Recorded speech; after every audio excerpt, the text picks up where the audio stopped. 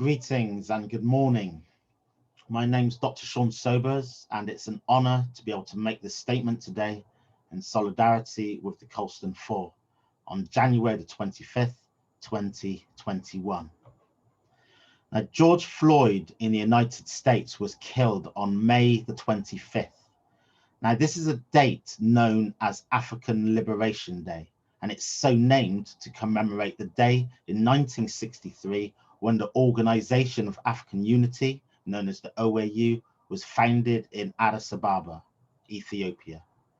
African states came together to form a transnational entity to try to improve the life quality of African people and to ensure that all Africans enjoyed human rights and justice.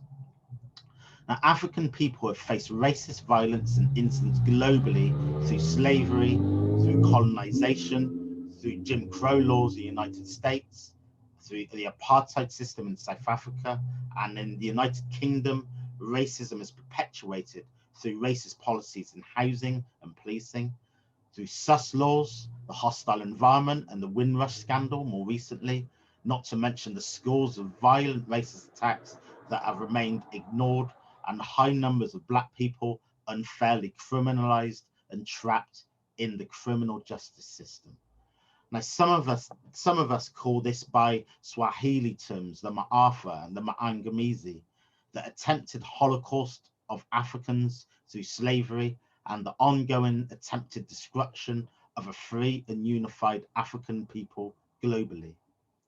Now, on African Liberation Day 2020, the African-American man named George Floyd was killed by a state policeman in Minnesota for the alleged crime of passing a counterfeit $20 note. The killing of George Floyd and the video of the policeman's knee squashed into his neck for an unrelenting 8 minutes and 46 seconds shook the world. And Africans and African descendants are still literally under the foot of the oppressor.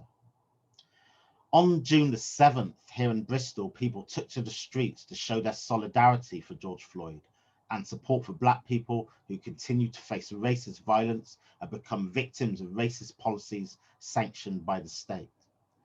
The city of Bristol has its own story in the history of the oppression of African people. And it's a story that not only includes contemporary examples of racist attacks and state brutality on innocent Black people.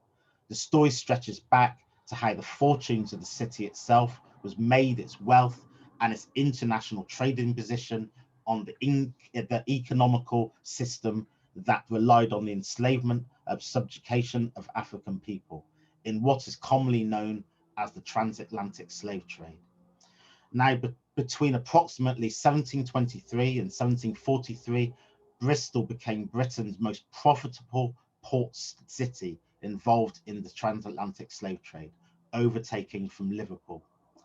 Now, although Edwin Colston died in 1721, Bristol-born Colston was one of the key people to have paved the way for the city to arrive at such an infamous, prominent position in this brutal and evil international market system.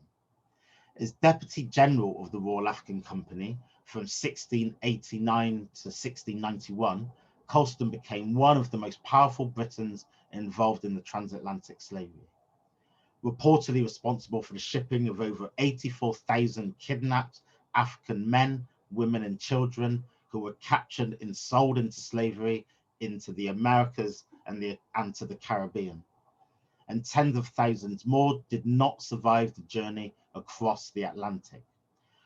By the time Colston left the Royal African Company in 1692, the transatlantic slave trade had made him an extremely wealthy individual.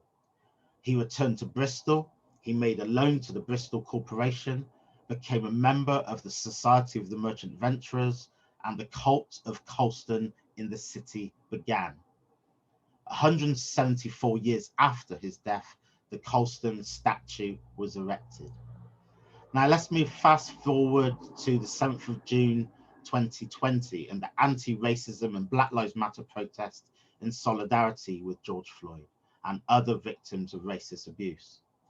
Now, in the fight against racism, the conditions which allow racist actions to exist and flourish must be challenged, and not only the racist action itself.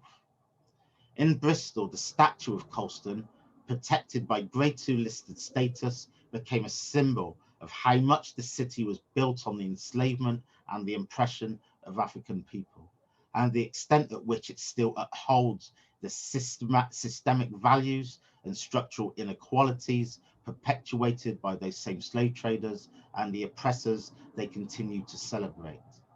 The glorification of the architects of structural racism that still exists today. Now, when the statue came down, it was people saying they did not want the city to be represented by the architects of structural racism anymore. It was people saying Bristol can learn from its past and the city can do better than this. It was an act of patriotism, not wanton vandalism, an act of love for the city, not hatred, an act of hope for the city, not criminal damage, an act of building the future of the city and not destruction of the past. Over the past 20 years, there were plenty of formal attempts at having the statue removed and also for the plaque to be reworded. In 2020, a year like no other that we have lived through in peacetime Britain with the effects of COVID-19 pandemic, there was a different outcome to this age-old question of what is the city of Bristol doing to commemorate the lives of the millions of Africans it transported and sold into slavery.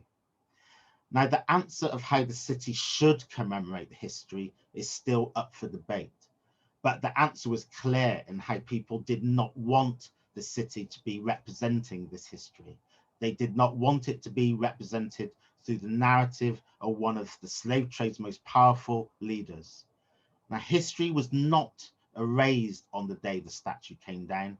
History was very much remembered. The fight against racism is not a fight against statues, but the Colston statue became a symbol of the structural inequality that is so much bigger than the statue itself. Do we care more about the abstract principle of an inanimate object that has had no meaningful improvement in the lives of any living person than the very real injustices that are continued to be faced by African and African descendant people in the city, in Britain, across the globe? That was the actual focus of the Black Lives Matter protests they were shining the light on. Now, remember the name of George Floyd and sadly the many, many more who were killed and maimed in racist attacks before him. Remember the enslaved Africans who fought for their freedom and forced a condition for the abolition of slave trade to have eventually have to have happened. Remember the people of Bristol who are fighting every day for the city to be a fairer, a more equal place for the people to live. Now, I am here in solidarity with the Colston 4. I know I'd rather they be known as the Bristol 4. Now, I leave you in peace and I leave you in love and all the best for the rest of the day and all the things to come. Let's just treat each other with goodness.